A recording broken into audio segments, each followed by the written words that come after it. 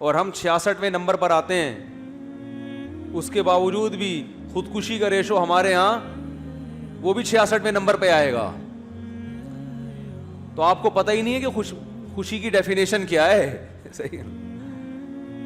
تو اتنے زیادہ اگر یہ خوش ممالک ہوتے, اتنے زیادہ ہنسی خوشی ان کی لائف ہوتی, اتنے زیادہ ٹینشن فری کنٹریز ہوتے, تو ڈپریشن اور اسٹریس کی گولیاں سب سے زیادہ یہاں کیوں بکتی ہیں پھر؟ اس پہ وہ محترم جواب دے رہے ہیں, ایک صاحب ہیں وہ کہہ رہے ہیں یہ اس لیے کہ یہ عیاشی, پیسہ بہت ہے تو عیاشی کرتے ہیں. عیاشی میں اینٹی ڈپریشن گولیاں کھائے گا کوئی؟ اللهم صل على سيدنا محمد يا رب صل وسلم دائما ابدا على حبيبك.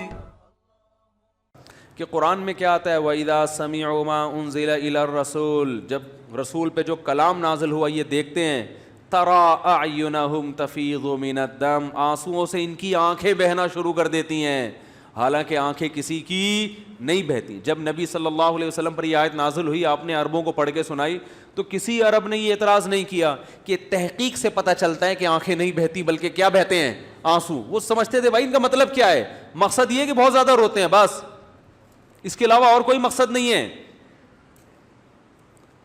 دیکھو ہم عام محاوروں میں کہتے ہیں کہ فلاں کی آنکھیں سو گئی ہیں, کہتے ہیں نا, حالانکہ آنکھ نہیں سوئی ہوتی, سویا کیا ہوتا ہے, دماغ. لیکن اس کا اثر کہاں ظاہر ہوتا ہے, آنکھ پر, اور ایسا اثر کہ نظر آ رہا ہوتا ہے. اثرات تو اور بھی جگہ پہ ظاہر ہوتے ہیں, مگر اس کے لیے سائنسی تحقیق کے ہم محتاج ہیں. آنکھ پہ جو اثر ظاہر ہوتا ہے وہ فی البدیہی نظر آتا ہے.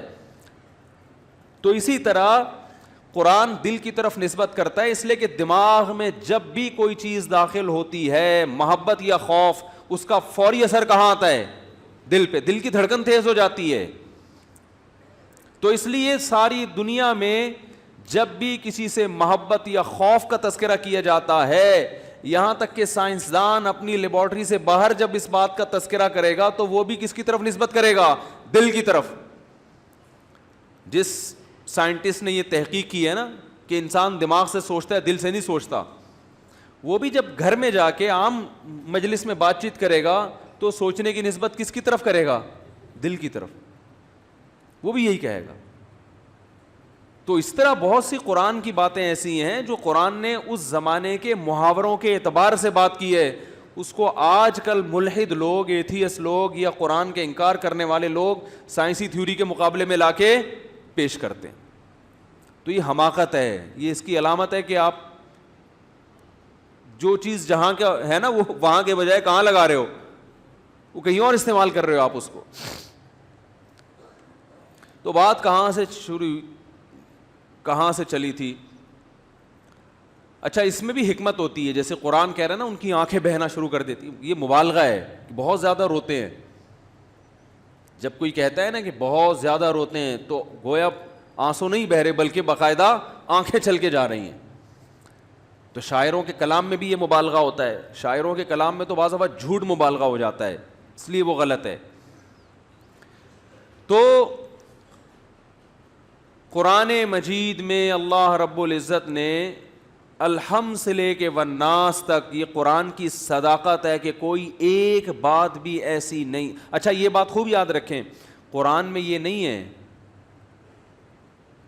کہ یہ جو یہ لوگ ذکر کرتے ہیں نا کہ قرآن میں آتا ہے کہ سورج مشرق سے نکلتا ہے اور مغرب میں غروب ہوتا ہے, تو یہ سائنس کے خلاف ہے. تو یہ بات تو سمجھ میں آ گئی ہوگی نا, یہ تو ساری دنیا کہتی ہے سورج مشرق سے نکلتا ہے. تو یہ کیوں کہتی ہے, اس کی وجہ میں نے آپ کے سامنے بیان کر دی. تو اس سے, اور یہ جو قرآن میں آتا ہے کہ سورج چل رہا ہے, والشمس تجری لمستقر لہا, کہ سورج اپنے ایک ٹھکانے کی طرف مسلسل چل رہا ہے. اس پر لوگ اعتراض کر سکتے ہیں کہ سورج تو رکا ہوا ہے, چل نہیں رہا. تو اس کے بھی دو جواب ہیں کہ یہ بھی ایسا ہی ہے جیسے سورج مشرق سے نکلتا ہے اور مغرب میں غروب ہوتا ہے, ہمارے حساب سے ایسا ہی ہے. تو یہ خدا کی قدرت کی بہت بڑی دلیل ہے. اور دوسری بات یہ ہے کہ یہ دعویٰ کرنا کہ سورج نہیں چل رہا سرے سے کسی ٹھکانے کی طرف, یہ دعویٰ کرنا بھی آسان نہیں ہے. دیکھیں جب ہمیں کوئی چیز چلتی بھی نظر آتی ہے نا تو وہ اس وقت نظر آئے گی کہ جب اس کے مقابلے میں کوئی چیز رکی ہوئی ہو. آپ چلتی ہوئی ٹرین میں بیٹھے ہوتے ہیں, آپ کو چلتی ہوئی لگتی ہے اس لیے کہ باقی تمام چیزیں نہیں چل رہی ہوتی, لیکن اگر سب چیزیں چل رہی ہیں, دیکھو ہم بھی چل رہے ہیں نا ابھی, ارے زمین گھوم رہی ہے تو ہم بھی گھوم رہے ہیں, لیکن آپ کو محسوس ہو رہا ہے کہ ہم گھوم رہے ہیں, اس لیے کہ آپ کے ساتھ ساری چیزیں کیا ہو رہی ہیں, کیا ہو گیا, ہمارے ساتھ ساری چیزیں گھوم رہی ہیں. تو نظام شمسی کا جو سسٹم ہے نا, سورج زمین سورج کے گرد اور اپنے محور کے گرد بھی گھوم رہی ہے, تو سورج آپ کو اس وقت چلتا ہوا نظر آئے گا جب زمین رک گئی جائے اور سورج اپنا چلتا چلا جائے, ٹھیک ہے نا, پھر آپ کو لگے گا. عین ممکن ہے یہ نظام شمسی پورے سسٹم کے ساتھ چل رہا ہو یہ, کیونکہ قرآن میں اللہ کا ارشاد ہے کل فی فلک یسبحون, یہ تمام کے تمام ایک خاص دائرہ ہے جس میں یسبحون تیر رہے ہیں. تیرنے کا لفظ استعمال کیا جس میں یہ بھی پتہ چل گیا کہ تمہیں ان کی حرکت کا ادراک ہونا بہت مشکل ہے, کیونکہ جب انسان چلتا ہے نا تو جھٹکے آتے ہیں چلتے ہوئے, جب تیرتا ہے تو کیسے اسموتھ چل رہا ہوتا ہے وہ. تو اللہ نے فرمایا جتنے اجرام بڑے بڑے ہم نے بنائے ہیں, کلن تمام کے تمام, فی فلک ایک خاص دائرہ ہے جس میں موو کر رہے ہیں, جس میں چل رہے ہیں یہ. اب آپ بتاؤ 1400 سال پہلے قرآن نے کہا کہ یہ سب ایک دائرے میں کیا ہیں, چل رہے ہیں, تو یہ بات اس دور میں کی جا سکتی تھی. اس دور کے جو سائنسدان ہمیں ملتے ہیں نا, جو پھینکو قسم کے, ان میں ہم نے بھی مدرسوں میں کتابیں پڑھی ہیں نا, تو اس دور کی تھیوریز بھی پڑھی ہیں. اس میں یہ کہ یہ جو ستارے ہیں نا یہ آسمان سے کیا ہوئے ہوئے ہیں, کیل سے ٹھوکے ہوئے ہیں بھائی, یہ جڑے ہوئے ہیں, چپکے ہوئے ہیں آسمان سے. اگر قرآن اللہ کا کلام نہ ہوتا تو قرآن بھی یہ بات نقل کرتا. جو عرب میں رائج تھی وہ یہی بتاتا کہ یہ آسمان سے کیا ہوئے ہوئے ہیں, چپکے ہوئے ہیں یہ. تو یہ قرآن کی بلاغت ہے کہ قرآن نے ایک بات بھی 1400 سال پہلے, جبکہ بہت سارے غلط سائنسدانوں کے نظریات معاشرے میں رائج تھے, ایک نظریہ بھی قرآن نے ان کا قبول نہیں کیا اور اس کو اپنی کتاب میں جگہ نہیں دی ہے, ایک بھی نہیں ہے. تو بات کہاں سے شروع ہوئی تھی کہاں چلی گئی. میں اصل میں جو بات عرض کر رہا تھا کہ دیکھو یہ جو دور ہے نا, یہ ہے وسوسے پھیلانے کا دور, ایمان پہ ڈاکے ڈالنے کا دور. انسان خواہشات نفسانیہ کی طرف جا رہا ہے. ایک صاحب نے میرے خلاف کلپ بنایا, انہوں نے کہا کہ مفتی صاحب کہتے ہیں غیر مسلم ڈپریشن میں زیادہ ہوتے ہیں. تو وہ کلپ بنایا انہوں نے کہ رپورٹ پیش کی کہ دنیا کے سب سے زیادہ وہ ممالک جہاں خوشحالی اور ہیپینس اور وہ جو ہے نا سب سے زیادہ ہے, تو ان میں پاکستان کا نمبر 66 ہے, یعنی اسلامی ممالک بہت بعد میں آتے ہیں. تو انہوں نے کہا دیکھو رپورٹ سے کیا پتہ چلتا ہے کہ سب سے زیادہ خوشیاں بولو نا ان ملکوں میں. اور خوشیوں کا مطلب یہ کہ وسائل, بے روزگاروں کے الاؤنس. اور بھائی ہمارا دعویٰ یہی ہے کہ اتنی خوشیوں کے باوجود سب سے زیادہ غم بولو نا انہی ملکوں میں, اور ہم 66ویں نمبر پر آتے ہیں. اس کے باوجود بھی خودکشی کا ریشو ہمارے ہاں وہ بھی 66ویں نمبر پہ آئے گا. تو آپ کو پتہ ہی نہیں ہے کہ خوشی کی ڈیفینیشن کیا ہے. صحیح ہے نا. تو اتنے زیادہ اگر یہ خوش ممالک ہوتے, اتنے زیادہ ہنسی خوشی ان کی لائف ہوتی, اتنے زیادہ ٹینشن فری کنٹریز ہوتے, تو ڈپریشن اور اسٹریس کی گولیاں سب سے زیادہ یہاں کیوں بکتی ہیں پھر؟ اس پہ وہ محترم جواب دے رہے ہیں. ایک صاحب ہیں وہ کہہ رہے ہیں یہ اس لیے کہ یہ عیاشی, پیسہ بہت ہے تو عیاشی کرتے ہیں. عیاشی میں اینٹی ڈپریشن گولیاں کھائے گا کوئی؟ کیا ہو گیا بھائی؟ عیاشی ہو رہی ہے لہٰذا اسٹریس سے بچنے والی. او بھائی عیاشی ہے تو پھر تو آپ کو اسٹریس سے بچنے کی ضرورت ہی نہیں ہے. ارے ہم تو روزہ رکھتے ہیں, زکوٰۃ دیتے ہیں, بوڑھے ماں باپ کو گھر میں رکھتے ہیں, پھر بھی خودکشی سے نہیں مرتے. آپ کے پاس آپ پہلے نمبر پہ آ رہے ہو ٹینشن فری کنٹریز میں, لیکن خودکشی کے ریشو میں بھی آپ ٹاپ پر جا رہے ہو. تو اس لیے یہ بیچارے گھننے بنے ہوتے ہیں, یہ ان کو پتہ نہیں ہوتا کہ مولانا صاحب کہہ کیا رہے ہیں, یا تو ان کو پتہ نہیں ہوتا, یہ سب پتہ ہوتا ہے مگر بات کو گھمانا ہم سائنسی ترقی کی بات نہیں کر رہے, اس میں تو پاکستان 66ویں نمبر کیا ہو سکتا ہے, اس سے بھی نیچے ہو.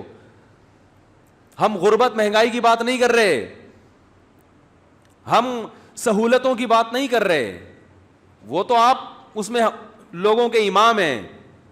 ہم بات کر رہے ہیں کہ یہ غربت اگر گورے کو 5 دنوں کے لیے دے دی جائے, یہ کتے چھوڑ دو نا وہاں پہ جو ہماری گلی میں گھوم رہے ہیں, حقیقت بتا رہا ہوں آپ کو, کراچی کی گلیوں میں جو کتے گھوم رہے ہیں, 2-3 کتے آپ گوروں کے پاس چھوڑ دو, وہ کتے پن پہ آ جائیں گے گورے, وہ ڈریں گے یار ان کی نہ ویکسینیشن ہے, کوئی پتہ نہیں کاٹ نہ لے یہ. ہم انہی کتوں کے بیچ میں جمعہ پڑھانے کے لیے آتے ہیں اور بڑے آرام سے چلے جاتے ہیں, اس لیے کہ ہمارا ایمان ہے بھائی ہم جو کر سکتے تھے ہم نے کتوں کے خلاف کر لیا, اب گورنمنٹ ہی نہیں کر رہی تو ہمارا قصور نہیں ہے. اب اللہ نے کرے کسی کتے نے کاٹ لیا تو قیامت میں ہم مجرم نہیں ہوں گے, اب ہمارا مقدر ہے, اللہ نہ کرے کوئی کتا کاٹے. اب مر گئے تو کیا ہوا, مر جائیں گے بھائی, مرنا تو سب نے ہے, تو یہ تو تسلی ہمارے پاس ہے نا. آپ کے لیے تو بھائی دنیا ہی سب کچھ ہے, آپ تو ہمارے جو کتے گلی میں گھوم رہے ہیں ان کو کونے پہ دیکھ کر اپنا راستہ بدل لو گے, پھر جب وہاں جاؤ گے. دیکھو کورونا ہمارے یہاں کتنا پھیلا ہے, لیکن ڈپریشن میں کوئی ایک آدمی بھی جتنی اسٹریس لینی چاہیے تھی نا اتنی بھی نہیں لی ہے. کیا خیال ہے, جتنی سچی مچی کی بنتی تھی, جو ٹینشن ہونی چاہیے تھی ایک شریف آدمی کو جس کی وجہ سے وہ احتیاطیں کرتا ہے, وہ والی ٹینشن بھی نہیں لی ہے. اس کی وجہ یہ نہیں ہے کہ جناب وہ کورونا ہی نہیں ہے, اس کی وجہ یہ ہے کہ بھائی مر جائیں گے نا زیادہ سے زیادہ, یہی ہو جائے گا نا, اور کیا ہوگا, تو مر جائیں گے نا. کیا خیال ہے, تو مر جائیں گے تو کیا ہو گیا. مفتی طارق مسعود صاحب کے بیانات سننے کے لیے youtube.com/مفتی طارق مسعود کو سبسکرائب کریں, اور اگر آپ لائیو ویڈیو کو کبھی بھی مس نہیں کرنا چاہتے ہیں تو سبسکرائب کرنے کے بعد بیل آئیکن پہ کلک کرنا مت بھولیں. جزاک اللہ.